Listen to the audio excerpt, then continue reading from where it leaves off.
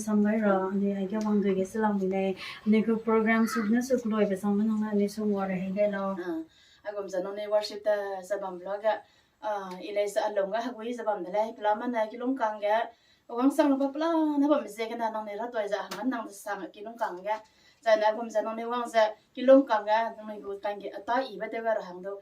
Go, man, I won't below the Eliza only worship the Sabam blogger, Eliza who is about the lake blogger and my.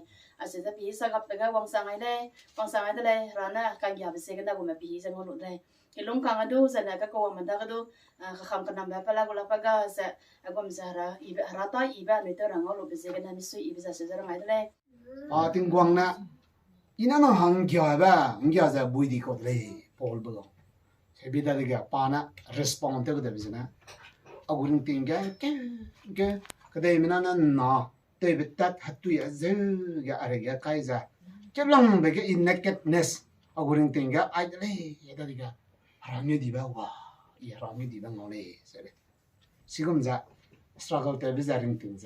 Ani Radoga, Galampesa, Apugu, sensitive, Apugu, sense that it struggled. I go put a gata relay, said with a bumpana to Ibele. Kahare one was that. Lockana and you go Hamuina, lonely. Then do Kahare one lens and you go Hamuina, lay around the lovely way, I said. I misunderstood the children a lale. Kahare one lane and you go Hamuina Magay. Job that I read the one was a Hamuina Magay, I said. Then do Harana was testing Colaka. Harana, refinest fire hair. Last go up can get some company there.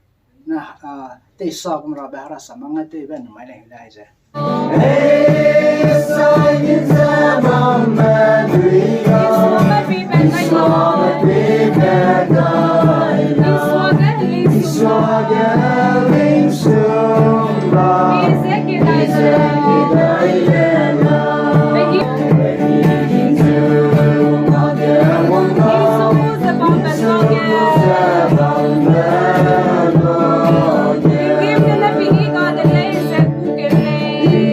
Yeah.